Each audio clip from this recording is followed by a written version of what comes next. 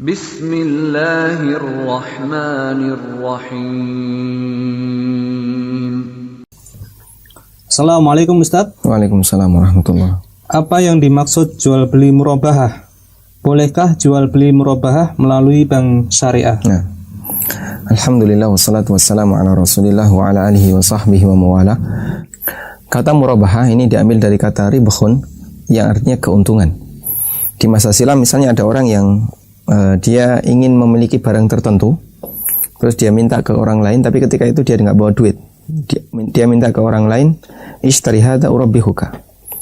Tolong belikan barang ini, nanti saya beli ke kamu dan saya kasih keuntungan kepadamu. Nah, jual beli ini disebut jual beli murabahah karena pihak pembeli secara terus terang bersedia memberikan keuntungan senilai tertentu kepada penjual. Sehingga inti dari jual beli murabahah di situ adalah pihak penjual dan pihak pembeli sama-sama tahu berapa harga modalnya dan sama-sama paham seberapa nilai keuntungan yang diberikan oleh pembeli kepada penjual. Karena itu para ulama mengatakan bahwa jual beli murabahah ini bagian dari bai'ul amanah, jual beli amanah. Dan jual beli amanah itu ada 3. Yang pertama adalah bai'ul murabahah, bai'ut tauliyah, dan bai'ul wadi'ah. Jual beli amanah artinya adalah jual beli di mana penjual dipercaya untuk menyebutkan harga belinya, harga kulak, harga modal dengan jujur. Sehingga pembeli memberikan amanah kejujuran kepada penjual untuk menyebutkan harga kulak dengan benar. Kemudian di situ ada 3 macam. Yang pertama jual beli murabahah. Bentuknya adalah si penjual menyebutkan harga kulak dan dia minta keuntungan. Misalnya ya, saya punya HP, kemudian saya jual HP ini ke Anda. Kemarin saya beli ini 1 juta, kalau mau saya minta 1.200.000. Kemudian kita sepakat. Maka 200 tadi adalah ribah, keuntungan yang saya ambil, dan transaksi ini namanya murabahah. Kemudian jenis yang kedua adalah bai'ut tauliyah. Bai'ut tauliyah artinya jual beli dengan harga yang sama seperti harga kulak. Si penjual menyebutkan secara jujur, harga kulaknya sekian, saya beli sekian, saya jual ke Anda persis seperti harga saya beli. Ini saya kemarin beli HP 1 juta, saya jual ke Anda 1 juta. Terus kita sepakat. Ini namanya bai' tauliyah. Kemudian yang ketiga adalah bai'ul wadi'ah. Jual beli dengan harga yang lebih rendah. Dan kita sama-sama jujur menyebutkan harga kulak. Seperti tadi, HP ini saya beli 1 juta. Kemudian saya sudah bosan, kalau Anda ingin memilikinya, saya jual ke Anda 600.000. Saya rugi 400, tapi kita sama-sama sepakat. Nah, semua jual beli ini diperbolehkan oleh para ulama, dan kita sama-sama tahu berapa nilai harga kulak, berapa nilai keuntungan, atau bahkan nilai kerugian. Hanya saja menurut Malikiyah, jual beli amanah, dan termasuk juga jual beli murabahah, ini khilaful aula, kurang disarankan. Yang lebih disarankan adalah bai'ul musawamah. Bai'ul musawamah itu lawan dari bai'ul amanah, lawan dari jual beli amanah. Kalau tadi dalam jual beli amanah, pihak penjual secara jujur menyebutkan harga kulak. Kalau bai'ul musawamah, pihak penjual tidak pernah menyebutkan berapa harga kulak, dan dia juga tidak pernah menyebutkan berapa nilai keuntungan yang dia dapatkan. Sehingga pembeli sama sekali buta berapa nilai harga kulak, dan dia juga buta berapa keuntungan yang dimiliki oleh penjual. Baik. Menurut Malikiyah ini lebih bagus. Kenapa? Karena secara umum manusia itu kurang menyukai kalau dalam transaksi pihak pembeli mengetahui berapa nilai keuntungan yang didapatkan oleh penjual. Karena itulah dalam Malikiyah lebih dianjurkan dalam jual beli si penjual tidak menyebutkan berapa harga kulaknya dan berapa nilai keuntungannya. Meskipun itu boleh saja. Kemudian dari penjelasan yang tadi kita sebutkan, berarti inti dari jual beli murabahah di situ adalah yang pertama, adanya kejujuran dari pihak penjual untuk menyebutkan harga kulak. Yang kedua, adanya keuntungan dalam transaksi. Jika dua ini ada, maka bisa disebut bai' murabahah atau jual beli murabahah. baik terlepas dari cara pembayaran tunai maupun kredit. Bisa saja murabahah dilakukan secara tunai, juga bisa saja murabahah dilakukan secara kredit. Karena masalah pembayaran ini tidak mempengaruhi status dari nama murabahah. Karena itu kita bisa saksikan bahwa istilah murabahah untuk praktek di perbankan dan menurut yang difahami oleh masyarakat nampaknya mengalami penyempitan makna. Kalau murabahah menurut kitab-kitab fikih ini terlepas dari apakah dibayar tunai atau kredit. Tapi di zaman sekarang orang memahami yang namanya murabahah itu identik dengan jual beli kredit.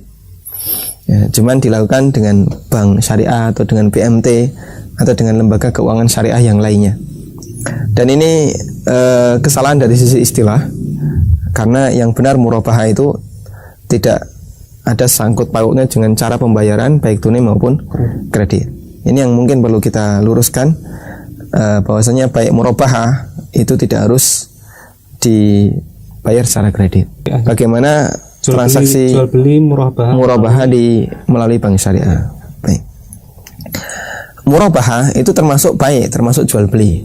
Artinya pihak yang melakukan murabahah satu pembeli, satu penjual. Yang menjadi pertanyaan adalah begini.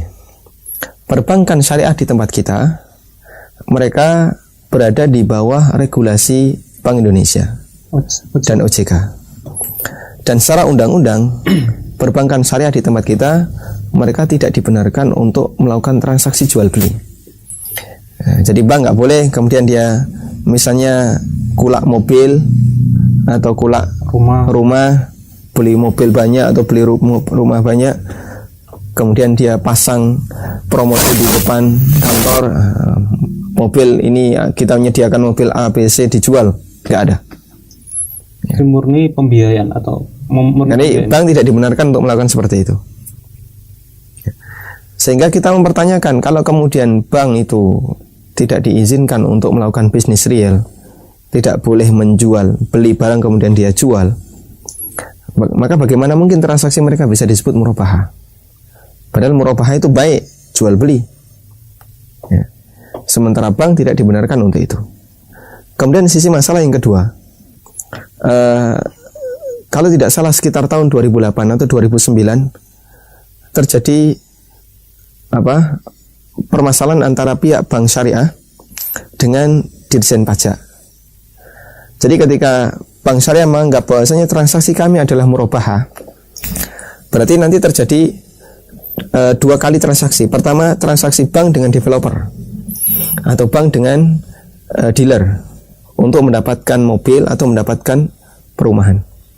Selanjutnya pihak bank akan menjualnya ke nasabah. Ya. Ini kalau pengakuan bank menyatakan bahasanya dia melakukan murabahah. Nah, oleh pihak pajak, bank, karena kalian telah menjual, berarti di situ harus ada pajaknya. Nah, kalau ini terjadi, nanti jadinya double counting. Pajak dua kali. Pajak ketika terjadi perpindahan kepemilikan dari dealer ke bank, dan pajak yang kedua dari bank ke nasabah. Dan pihak bank tidak mau seperti ini.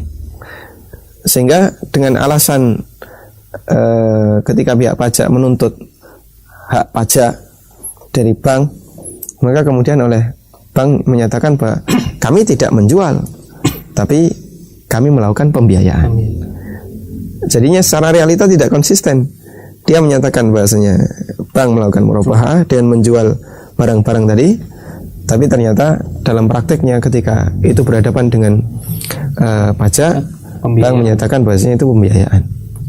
Dan kita bisa lihat realitanya, jadi pihak bank dia dalam masalah transaksi baik benda bergerak maupun benda yang tidak bergerak, pihak bank tidak pernah melakukan yang namanya akad jual beli.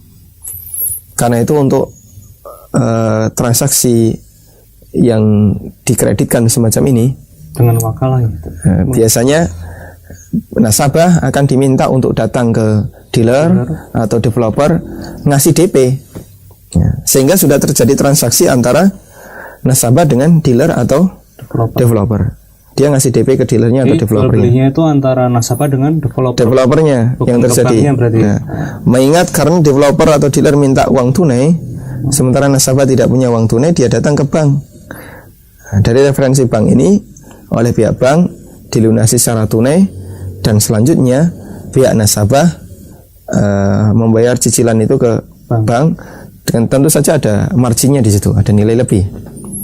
Nah, yang jadi pertanyaan di sini adalah margin ini margin dari utang atau margin dari murabahah, margin dari transaksi jual beli. Kalau margin dari transaksi jual beli ini keuntungan yang halal. Tapi kalau margin itu dari utang, tentu saja ini bermasalah karena setiap keuntungan yang menghasilkan manfaat riba. Sementara di sini hakikatnya adalah nasabah dan dealer sudah melakukan transaksi. Nah, dia sudah bayar DP, nanti bank yang melunasi sisanya. Sehingga yang terjadi hakikatnya adalah posisi bank, lembaga pembiayaan yang memberikan utangan kepada nasabah untuk dipakai melunasi barang ke dealer. Kalau ini sejatinya transaksi yang terjadi, berarti keuntungan yang diperoleh bank, meskipun dia namakan itu murabahah, ini bukan murabahah, ini keuntungan dari utang. Dan wa kullu qardin jarra bihi naf'an fa huwa riba. Semua utang yang dia menghasilkan manfaat, maka itu statusnya riba. Ini permasalahan yang ada di perbankan syariah. Karena itulah di samping adanya regulasi dari BI yang melarang mereka untuk melakukan transaksi jual beli, karena itu sebenarnya kita merasa keheranan dengan penyebutan murabahah bank syariah, karena mengingat perbankan sendiri tidak melakukan bisnis real. Apakah itu termasuk hilah ya? Kita tidak sebut, mungkin ini kamuflase riba atau apa.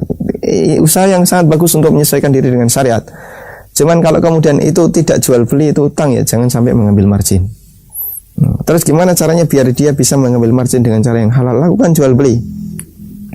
Lakukan jual beli, dan akan beda antara jual beli dengan utang karena beda konsekuensi. Karena itu bagi penanya kita tidak mereferensikan, tidak memberikan rekomendasi untuk melakukan transaksi murabahah dengan bank apapun, ya. Wallahu a'lam. Terima kasih Ustaz atas jawabannya. Demikian tanya jawab kami dengan Ustaz Aminur Bait. Wassalamualaikum. Waltakum minkum ummatun yad'una ilal khairi wa ya'muruna bil ma'ruf wa yanhauna 'anil munkar wa ulai